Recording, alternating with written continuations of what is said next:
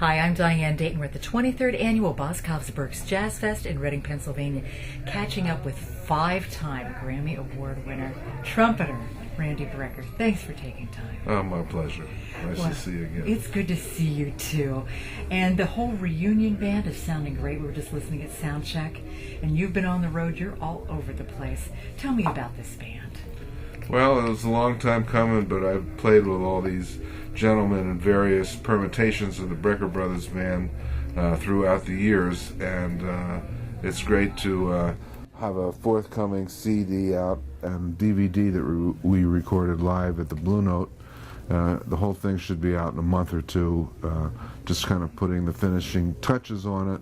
And not only do all these gentlemen play on it, but other guys that played in the band throughout the years, like Will Lee, Dave Sanborn, Dave Weckel, Mike Stern. So it was a lot of fun. George Whitty produced it, who produced the records in the 90s.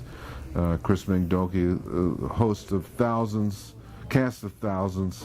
That was a lot of fun to do. New tunes, and on the DVD we do some old tunes, which is what we'll do tonight. Oh, that's great. Smattering of new and old. It's good to bring this all together, isn't it? Well, we miss my brother, but it's nice to keep the memory of this thing alive, let alone that we've lost several other close friends and members of the band, people like Don Grolnick, Hiram Bullock. So I dedicated to Luther Vandross, Mark Gray.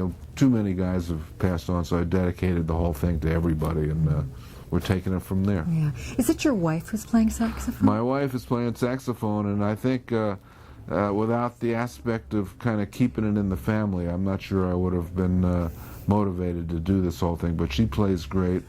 She keeps me on my toes, so it's still kind of a family tradition, you know.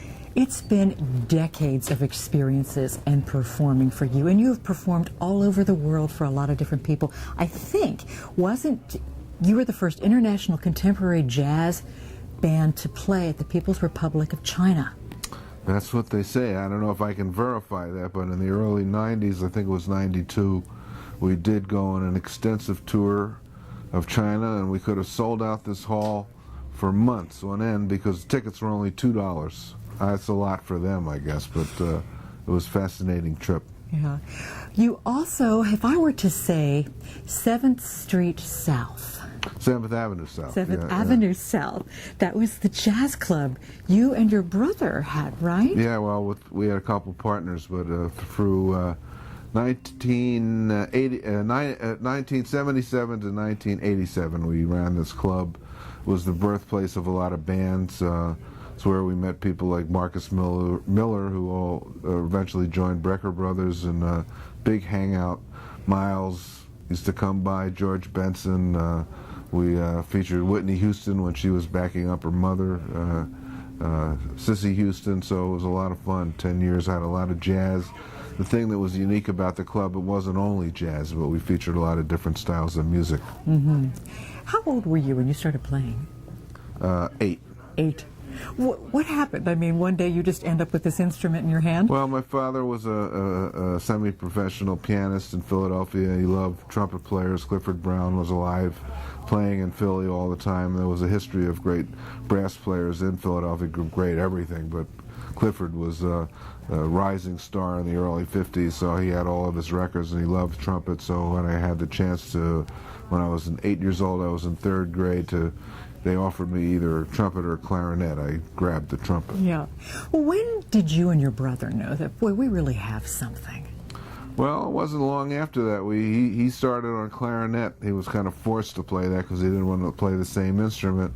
And we started playing together in the bathroom, which we connected our 2 rooms together. We liked the echo. We just played anything. And we had a kind of a unique thing going. First of all, we loved to play together. And I think when I heard him when he was older, I kind of not lost contact with him, but I didn't hear him play for 2 or 3 years. When I went to Indiana University, I went to college, and then I went to New York, joined Horace Silver, and I heard him play in Chicago with a band he had at school, and he blew everybody's mind. He was already well formed, and then I think then we knew.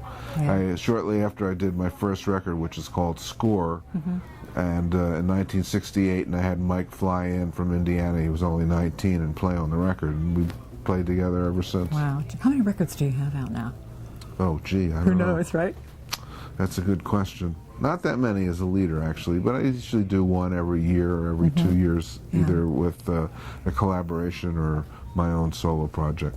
It's fun with the evolution when you bring together different artists, isn't it? Oh, yeah. Well, it's I have a lot of friends who've been doing it so long, so I have a lot of old established unions, and it's just great together for me, not only play with young guys, but to play with guys that I've been playing with for years, which is why this is so much fun. Yeah. But the theory is I want to keep this together, utilizing guys that played in the band, but I also want to bring new talent in. Hence, we have Ollie Rockberger, young pianist singer, who is I met through my wife and my daughter, Amanda. He's incredible from the UK, so we want to keep old versus new tradition alive too. That sounds good. One final question. Is there anything that we don't know about you that you would like us to know, or something you want to leave us with? Well, I don't know. I like Johnny Cash. I don't know why that popped into my head, but just heard him on the radio here, and I like a lot of things that people would think I didn't like. My brother was loved heavy metal music, for instance. So that's off the top of my head. I don't know Well, why that's I thought quite of that. interesting, because no, I would have never thought that either.